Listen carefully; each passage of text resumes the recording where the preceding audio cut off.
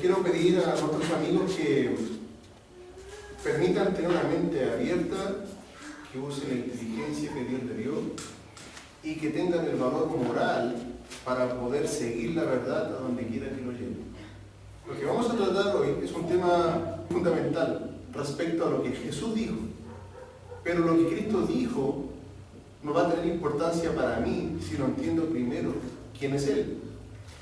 El título de nuestra serie es Jesús y lo estamos considerando como más que un carpintero porque eso es lo que nosotros vemos en las Escrituras, eso es lo que la historia dice de Él y eso es lo que apunta la evidencia, que creamos eso respecto a Jesucristo. Así que el primer tema de nuestra tarde va a ser este: ¿qué hace a Jesús tan diferente? Vamos a utilizar como base para nuestra serie Marcos capítulo 6, versículos 2 al 3. Pueden leerlo en su Biblia o pueden leerlo en la pantalla, todos los pasajes van a estar anotados ahí. Más que un carpintero. Y llegado el día de reposo, comenzó a enseñar en la sinagoga y muchos oyéndole se admiraban y decían: ¿de dónde tiene estas cosas? ¿Y qué sabiduría es esta que les es dada y estos milagros que por sus manos son hechos? ¿No es este el carpintero, hijo de María, hermano de Jacobo, de José, de Judas y de Simón? ¿No están también aquí con nosotros sus hermanas? Y se escandalizaban de él. La Escritura dice lo que todos sabemos, que Jesús fue un carpintero. Este pasaje lo presenta como hijo de María. Él tuvo hermanos, tuvo hermanas. María luego con José formaron una familia. Todos sabemos por la historia bíblica que Jesús nació de un nacimiento virginal único en la historia, cuando el Espíritu Santo vino sobre María y concibió al Salvador de la humanidad, quien es Jesús nuestro Señor. Pero este pasaje lo presenta como el carpintero, eso es lo que la gente vio de él. Era un carpintero, pero era más que un carpintero. ¿Qué tanto más era él? Vamos a ver eso hoy. A Jesús le importa lo que nosotros pensamos de Él, la opinión que tenemos de Él, qué creemos respecto a Él. Y vosotros, ¿quién decís que soy yo? Preguntó en una ocasión. Había avanzado su ministerio terrenal y llegando a la región de Cesarea de Filipo, preguntó a sus discípulos diciendo: ¿quién dicen los hombres que es el Hijo del Hombre? Este es el momento cuando Jesús a ellos les va a presentar una prueba. Él ya ha predicado, Él ha obrado. Ahora ellos deben, por lo que han visto en Él, responder esa pregunta. Pero primero Jesús les hace la pregunta respecto a lo que las personas opinaban de Él.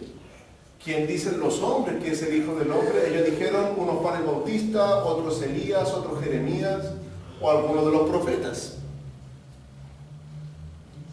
Y les dijo: ¿y vosotros? Directamente a ellos: ¿quién decís que soy yo? Respondiendo Simón Pedro dijo: tú eres el Cristo, el Hijo del Dios viviente. Pedro, por lo que vio de él, por lo que oyó de él, llegó a esa conclusión, comparó lo que Cristo estaba haciendo y las profecías que él estaba cumpliendo. Todo eso en su mente apuntaba a considerar que Jesús es el Cristo, el Hijo del Dios viviente. Entonces le respondió Jesús: bienaventurado eres Simón, hijo de Jonás, porque no te lo reveló carne ni sangre, sino mi Padre que está en los cielos. El Señor no le dijo: que equivocaste. Él había dicho la verdad respecto a su persona. Pudo identificar quién es Jesús. Era un carpintero, pero era más que un carpintero. Es el Cristo, el Hijo del Dios viviente. El Hijo del Dios viviente. Ahora, esa frase la vamos a estar estudiando pronto.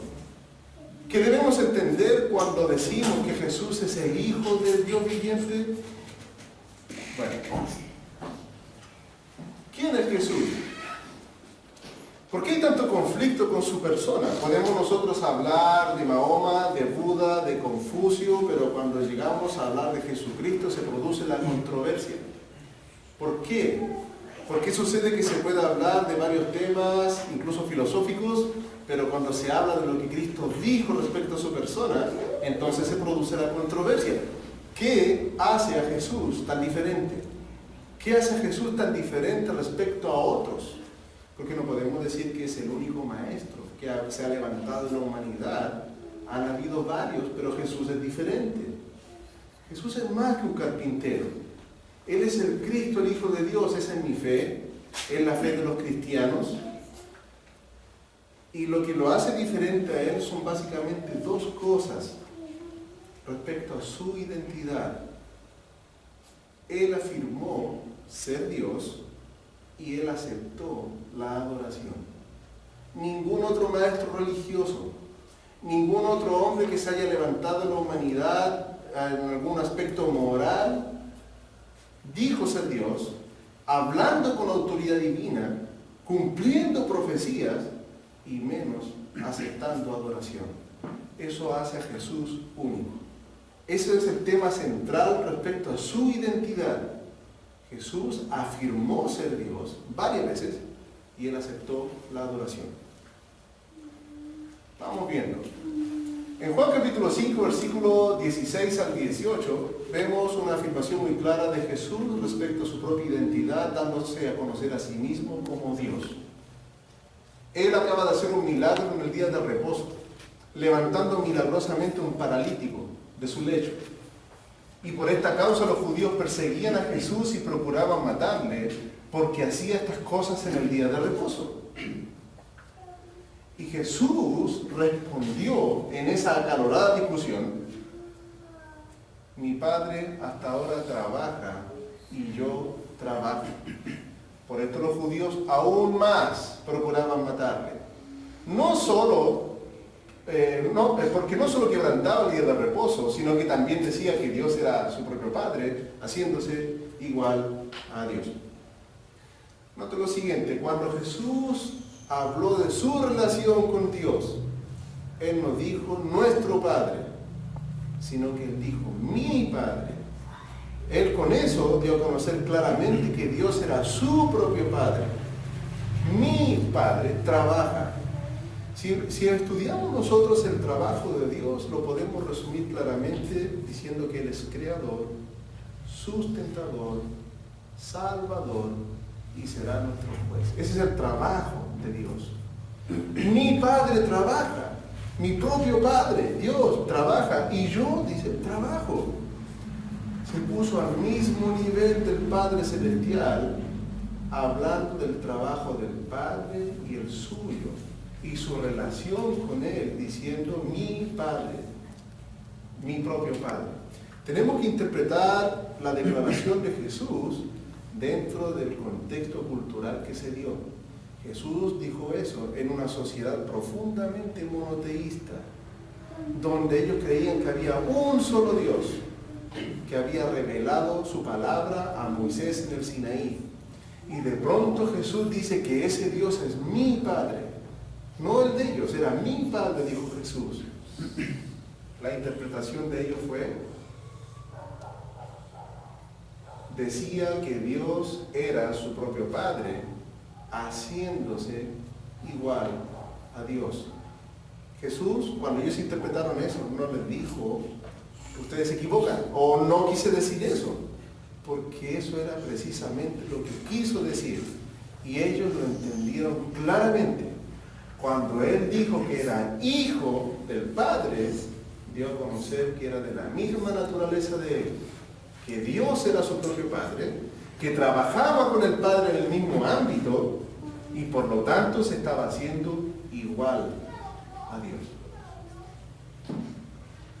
La palabra griega igual, que la estudiamos en la serie pasada, es de la palabra griega isos, que quiere decir igual en tamaño, en cantidad y en calidad. Y ahí veíamos el ejemplo del triángulo isósceles, que es un triángulo que tiene dos piernas isósceles, dos piernas iguales, cuyos ángulos opuestos tienen la misma medida. Y para decir que tiene dos piernas iguales ese triángulo, se emplea la palabra isos, igual. Ellos entendieron que Jesús había dicho que Él era igual a Dios con esa declaración. Y eso era precisamente lo que Cristo quiso decir. Más aún, Jesús no les dice, se equivocan en la interpretación, sino que la reafirma cuando en el versículo 23 les dice a ellos, para que todos honren al Hijo como honran al Padre. El que no honra al Hijo, no honra al Padre que le envió. Según lo que Cristo dice acá, a Él debemos honrarlo de la misma manera como honramos al Padre. No podemos ver al Padre separado de Jesús, ver a Jesús como un gran maestro, como un gran Señor, como un hombre muy bueno. Jesús no acepta eso. Jesús lo que está diciendo es que si queremos nosotros honrar al Padre, debemos honrarlo a Él también de la misma manera. Si entendemos que el Padre es digno de toda gloria, honor y alabanza, que es digno de toda ponderación, que debe ser adorado, debemos creer lo mismo respecto a Jesucristo. Todos honren al Hijo como honran al Padre. ¿Cómo miramos a Jesús? Bueno, Jesús aquí afirmó que Él es Dios, digno de honra, al igual que el Padre lo es, de la misma manera, porque Él es igual a Dios. Avanzando. En Juan capítulo 10, versículos 30 y 31, Jesús dijo, yo y el Padre uno somos. Yo y el Padre uno somos. Entonces los judíos vuelven a tomar piedras para apedrearle. ¿Por qué? Cuando Jesús dijo uno, eso viene de la palabra griega heis. Esta palabra es de género neutro y no indica que son uno en persona o en propósito, sino que son uno en naturaleza o en esencia. Somos una esencia. Somos uno en naturaleza. El Padre divino, y yo también lo soy. El Padre todopoderoso, yo también lo soy. El Padre todo lo sabe, todo lo puede, y yo también. Eso es lo que Jesús dijo ahí. Él es Dios, Él afirmó ser Dios. Le respondieron los judíos diciendo, por buena obra no te apedreamos, sino por la blasfemia, porque tú siendo hombre te haces Dios. Nunca dijo, no crean eso de mí, no quise decir eso, jamás, porque era precisamente lo que él estaba afirmando. Él afirmó varias veces que era Dios. En Juan capítulo 8, versículo 19, ellos le dijeron, ¿dónde está tu Padre? Respondió Jesús, ni a mí me conocéis ni a mi Padre. Si a mí me conocieseis, también a mi Padre conoceríais. Jesús aquí dice que si yo conozco a Cristo, puedo conocer a Dios. Yo puedo ver en Cristo quién es Dios, cómo piensa Dios, cómo actúa Dios. A través de Cristo puedo ver a Dios porque Cristo es Dios. Para conocer al Padre, debo conocer a Jesús. 12:45. Y el que me ve, ve al que me envió. Cuando vemos a Jesús, vemos a Dios. 15:23. El que me aborrece a mí, también a mi Padre aborrece. Aborrecer a Cristo es aborrecer al Padre que lo envió, porque Cristo es igual al Padre. Porque verlo a Él es ver al Padre. Si yo rechazo la actitud de Jesús respecto al pecado, rechazo la actitud de Dios respecto al pecado. En Marcos capítulo 2, versículos 5 al 7, hay varios críticos del Nuevo Testamento que dicen, bueno, sí, es que eso es lo que dice, o lo que registró Juan. Pero en Marcos, Jesús jamás afirmó ser Dios. Y eso es una afirmación que se ha estado haciendo. Bueno, seguramente los que dicen eso no han leído el relato del Evangelio según Marcos. En Marcos capítulo 2, versículos 5 al 7, cuando Jesús llega a Capernaum, entra a la casa, se llena la casa, y los 4 amigos que no podían entrar al paralítico para que Cristo los sanara, ¿se acuerdan que descubren el techo? Bajan al amigo en la presencia de Jesucristo. Al ver Jesús la fe de ellos, dijo al paralítico, hijo, tus pecados te son perdonados. Estaban allí sentados algunos de los escribas, los cuales cavilaban en sus corazones, porque habla este así. Blasfemia dice, ¿quién puede perdonar pecados si no solo Dios? Ahora te podría decirme, sí, mira, yo puedo perdonar a alguien, pero eso no me hace Dios. Claro, usted puede perdonar a alguien que lo ofendió a usted, pero tome en cuenta lo que está sucediendo acá. Jesús no está perdonando al paralítico por algún pecado que el paralítico cometió contra él. El paralítico no había hecho algo directamente contra Cristo durante su ministerio terrenal, que sepamos. El relato no dice eso. Él había pecado contra Dios. Él había pecado contra Dios. Había ofendido a Dios. Había violado la ley de Dios. Y solo Dios podría decirle: tus pecados te los perdono.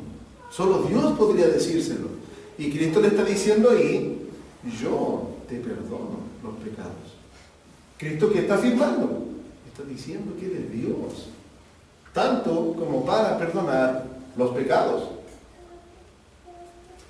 En Marcos capítulo 14, versículos 60 al 64, en el juicio, yo quiero que se fijen en eso. El juicio que se hizo a Jesucristo es único en varios aspectos, pero hay uno que es bien interesante acá. En primer lugar, Él fue juzgado por lo que hizo, claro, pero sobre todo por su identidad, por lo que Él había afirmado ser. Él fue condenado por la afirmación que había hecho de ser Dios. Entonces el sumo sacerdote, levantándose en medio, le preguntó a Jesús diciendo: ¿no responden nada? ¿Qué testifican estos contra ti? Mas él callaba y nada respondía. El sumo sacerdote le volvió a preguntar y le dijo: ¿eres tú el Cristo, el Hijo del bendito? ¿Eres tú? Yo doy gracias a Dios que Cristo respondió. Y respondió más de lo que se le preguntaba, porque dijo 3 cosas respecto a su identidad. Y Jesús le dijo: yo soy. Él es el Hijo del bendito, según la afirmación de Jesús. Y veréis al Hijo del Hombre sentado a la diestra del poder de Dios. Él dijo que se va a sentar a la diestra de Dios en el cielo y viniendo en las nubes del cielo. Son 3 cosas que afirmó de su persona. Entonces el sumo sacerdote con los demás tenían 2 opciones. Si Él es Dios, como lo acaba de decir, en ese contexto en que lo dijo, tenía que ser adorado. Si no es Dios, debe morir. Así que ellos dijeron: es blasfemia. ¿Qué más necesidad tenemos de testigos? ¿Habéis oído la blasfemia? ¿Qué os parece? Y todos ellos le condenaron declarándole ser digno de muerte. Él murió por lo que afirmaba ser. Él dijo que era Dios. Y varias veces lo repetía. Quiero que pensemos en esto ahora. Detengámonos un momento, vea el siguiente caso. Jesús afirmó ser Dios varias veces. Si esa afirmación es mentira, hay consecuencias. Si esa afirmación es verdad, también las hay. Si la afirmación de Jesús de ser Dios era una mentira, tenemos nosotros 2 opciones. O Él no lo sabía, o Él lo sabía. Si la afirmación de Él de ser Dios era una mentira y Él no lo sabía, entonces Él se estaba engañando a sí mismo. Él era un lunático, un esquizofrénico, era una persona enferma, tenía un problema cerebral grave. Lo extraño con eso es que las palabras de cordura que manifestó, las grandes enseñanzas morales que pueden cambiar la vida de una persona, no provienen de un lunático. Entonces, Él lo sabía. Él sabía que su afirmación de ser Dios era una mentira, entonces lo haría un mentiroso, un hipócrita. Imagínense que Él dice que debemos ser rectos, honestos, sal de la tierra, luz del mundo, y Él sería un hipócrita al mentir en lo más importante, su propia identidad. El más grande maestro. Hay personas que dicen: bueno, yo no creo que Jesús es Dios, pero creo que fue el más grande maestro. Miren, Jesús dijo que era Dios. Y si es el más grande maestro, mentiroso, hipócrita, entonces esa conclusión no es aceptable, no es razonable, no es lógica. ¿Estaría dispuesto a morir sabiendo que era una mentira su afirmación constante una y otra vez de ser Dios? Ahora, Jesús afirmó ser Dios, y si eso es verdad, entonces Él es el Señor y Él es Dios, digno de adoración, de honra, de respeto. Y por lo tanto nosotros tendríamos dos opciones en este caso. O lo aceptamos o lo rechazamos. Vamos a ver esos pasajes. En Mateo capítulo 28, en el versículo 18, el Señor Jesucristo dijo: toda potestad me es dada en el cielo y en la tierra. Si Él afirmó ser Dios y eso es verdad, entonces Él ahora tiene todo poder en el cielo y en la tierra. Toda autoridad, toda capacidad en el cielo y sobre la tierra la tiene Jesús ahora. Eso quiere decir de que nada pasa en el cielo si Jesús no lo permite, y nada debe pasar en su vida sin considerarlo a Él. Porque si Cristo tiene toda potestad sobre la tierra y usted no lo considera en su diario vivir, entonces ese es el crimen que a usted lo condenará. Si Él es Dios, como afirmó serlo, entonces Él es nuestro Salvador. Lo que dijo respecto al fin del tiempo y del juicio final se cumplirá en Tito capítulo 2, en el versículo 13. Tito capítulo 2, en el versículo 13, el apóstol Pablo, un apóstol de Jesucristo, dijo: aguardando la esperanza bienaventurada y la manifestación gloriosa de nuestro gran Dios y Salvador Jesucristo. Esa es la esperanza de los cristianos, aguardar esa esperanza bienaventurada que Jesús prometió, que Él vino a hacer posible la resurrección de vida eterna y la vida eterna de la comunión con Dios. Por lo tanto, cuando Jesús dijo: ¿quién decís vosotros que soy yo? Esa es una pregunta que usted debe responder.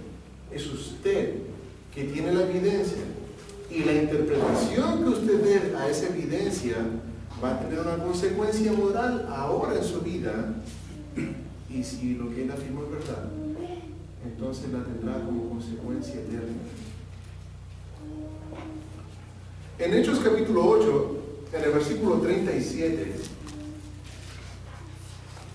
tenemos el caso de la conversión del eunuco, el etíope,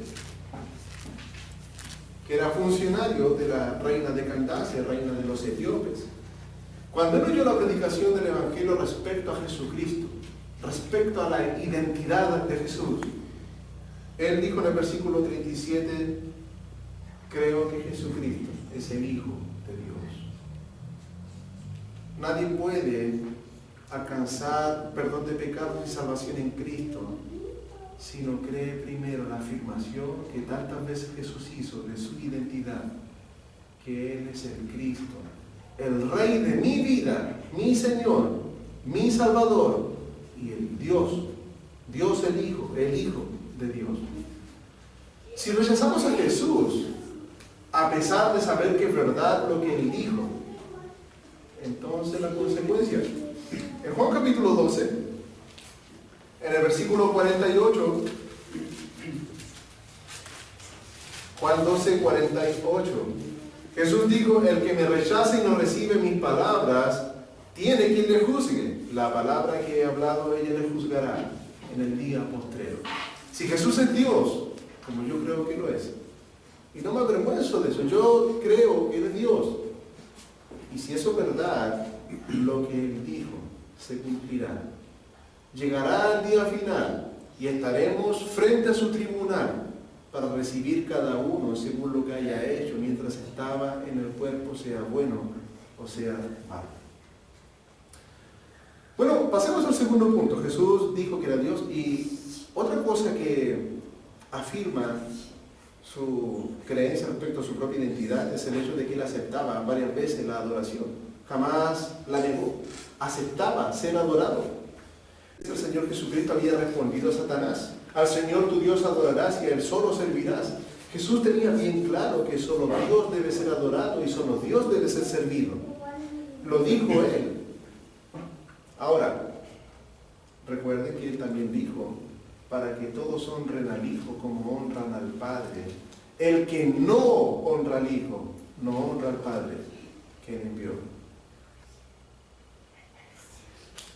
En Hebreos capítulo 1, en el versículo 6, aprendemos nosotros que no solo los seres humanos, sino incluso los ángeles deben tributar a Jesús adoración.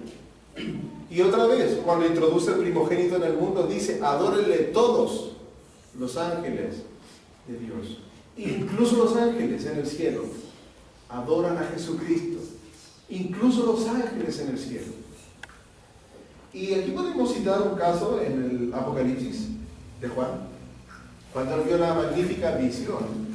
En Juan capítulo 19 primero, y él llega a confundirse de la gloria manifestada ante sus ojos. Y él quiso adorar a un ángel.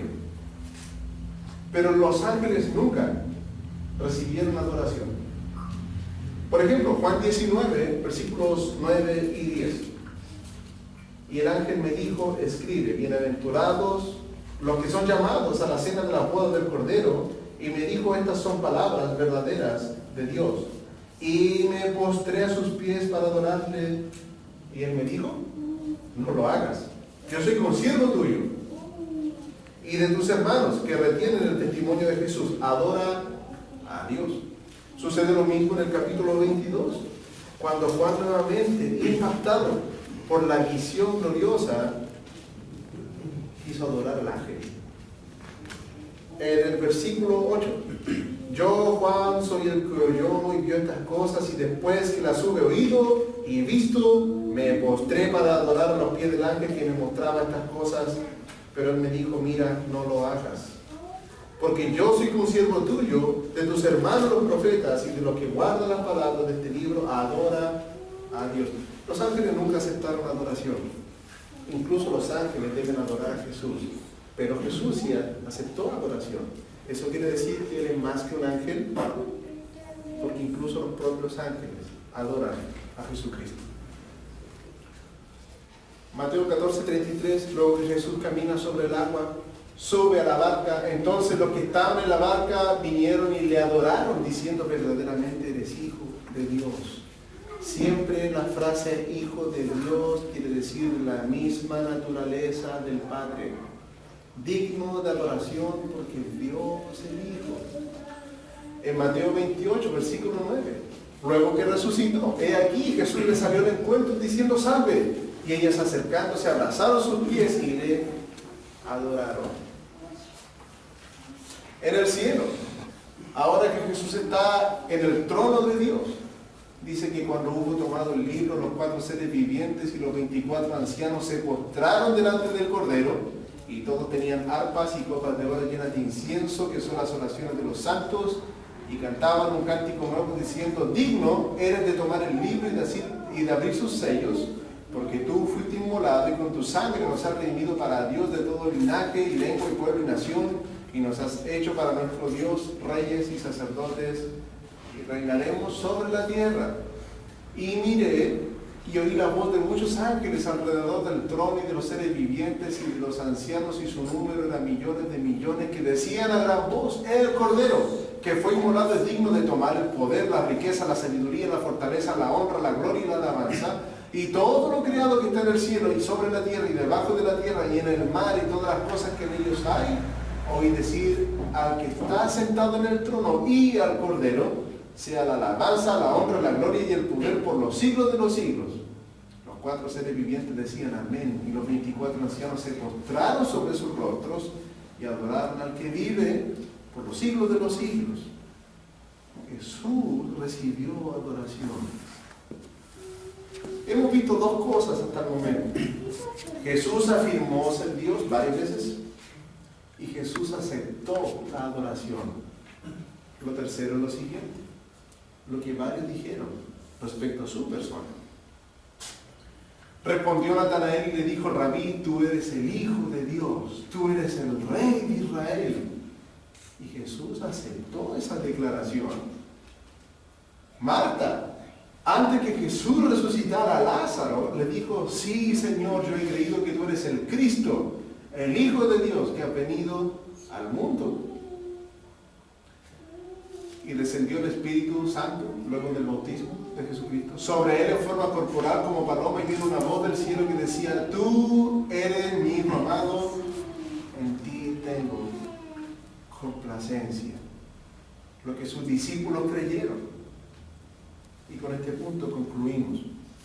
8 días después, Jesús había presentado antes a sus discípulos, pero Tomás no estaba ahí. 8 días después estaban otra vez sus discípulos dentro y con ellos Tomás. Ellos le habían dicho a Tomás que Jesús ha resucitado de entre los muertos, pero él no creyó. Llegó Jesús estando las puertas cerradas y se puso en medio de ellos y les dijo: paz a vosotros. Luego dijo a Tomás: pon aquí tu dedo y mira mis manos, y acerca tu mano y métela en mi costado, y no seas incrédulo sino creyente. Entonces Tomás respondió y le dijo: ¿a quién le dijo eso? Note que Tomás respondió. ¿A quién le respondió? Es a Jesús.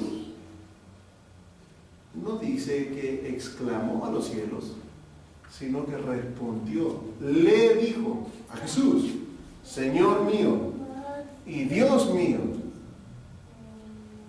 Jesús le dijo: porque me has visto, Tomás, creíste. Bienaventurados los que no vieron y creyeron.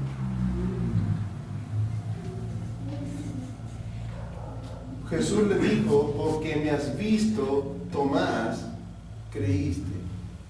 ¿Qué fue lo que creyó Tomás? Tomás creyó que Jesús es Señor mío y Dios mío. Esto es algo personal. Es Dios de todos. Pero para él fue su convicción. Ahora, lo llevó a creer. Señor mío, le dijo a Jesús, y Dios mío, porque me has visto, Tomás, creíste. Bienaventurados los que no vieron y creyeron. Ahora, los que no vieron y creyeron, ¿qué? Lo mismo que creyó Tomás, que Jesús es mi Señor y Jesús es mi Dios. Nadie puede ser salvo sin creer en la deidad de Jesucristo, porque es lo que Él afirmó, y eso es lo que me hace bienaventurado frente a su persona, de poder exclamar: he creído que Jesús es el Señor, Señor mío y Dios mío. Entonces, Juan nos dice que debemos creer. Hizo además Jesús muchas otras señales en presencia de sus discípulos. ¿Saben ustedes que el relato del Evangelio según Juan registra 7 señales de Jesús? Son 7 señales. La más grande es su propia resurrección, que es la base de todas las señales ahí. Pero Jesús hizo muchas otras señales en presencia de sus discípulos. En cambio, Juan toma 7, porque todo corazón noble, al considerar la evidencia, puede llegar a esa conclusión: que Jesús es el Hijo de Dios. Hizo además Jesús muchas otras señales en presencia de sus discípulos, las cuales no están escritas en este libro, pero estas se han escrito para que creáis que Jesús es el Cristo, el Hijo de Dios, y para que creyendo tengáis vida en su nombre. ¿Qué debo hacer yo para tener vida en el nombre de Jesucristo? Debo creer lo que Él dijo de su persona. Jesús dijo que Él era Dios, que es digno de adoración, que yo no puedo honrar más al Padre que a Él, debo honrarlo en la misma manera que honro a Dios, porque Él es Dios. Debo creer lo mismo que exclamó Tomás: Señor mío y Dios mío. Yo debo creer eso. Esa es la afirmación que hace la diferencia para Jesucristo entre la incredulidad y la fe, entre la perdición y la salvación. Estas cosas se han escrito para bendecirnos, para que creáis que Jesús es el Cristo, el Hijo de Dios, y para que creyendo tengáis vida en su nombre. El Nuevo Testamento presenta varios pasajes que afirman que Jesús es Dios. Son varios los pasajes. Por tiempo no podemos leerlos todos, pero vamos a seleccionar uno solo. En Juan capítulo 1, en el versículo 1, vamos a ver cómo Juan comienza su relato. Juan capítulo 1, versículo 1, dice así: en el principio era el Verbo, y el Verbo era con Dios, y el Verbo era Dios. Luego nos va a decir en el versículo 14, ya que el Verbo fue hecho carne, hablando de la encarnación de Jesucristo. Pero considere el versículo 1 que acabamos de leer. En el principio, cuando todo comenzó, en el principio de todas las cosas, cuando todo lo creado llegó a existir, cuando todo lo que nosotros conocemos existiendo recién, en el principio, el Verbo ya era. En el principio, cuando todas las cosas comenzaron, hecha a existir, el Verbo ya era en el principio. En el principio era el Verbo. En el principio era el Verbo, y el Verbo era con Dios, y el Verbo era Dios. Aquel Verbo fue hecho carne, y vino a este mundo para darnos testimonio de la verdad, y para morir para salvarnos. Y ante los ojos de Jesucristo, la diferencia sería cómo consideramos su identidad. El plan de salvación que vemos nosotros en el Nuevo Testamento para llegar a alcanzar el perdón de los pecados y la comunión con Jesucristo tiene un elemento importante que no debe pasarse jamás por alto. Porque debemos oír la palabra de Dios, pero debemos creer en Cristo. ¿Y qué es creer en Cristo? Creer en Cristo sería creer lo que Él afirmó respecto a su persona. Esa es la evidencia que vemos en las Escrituras. Por supuesto, usted debe tomar la decisión.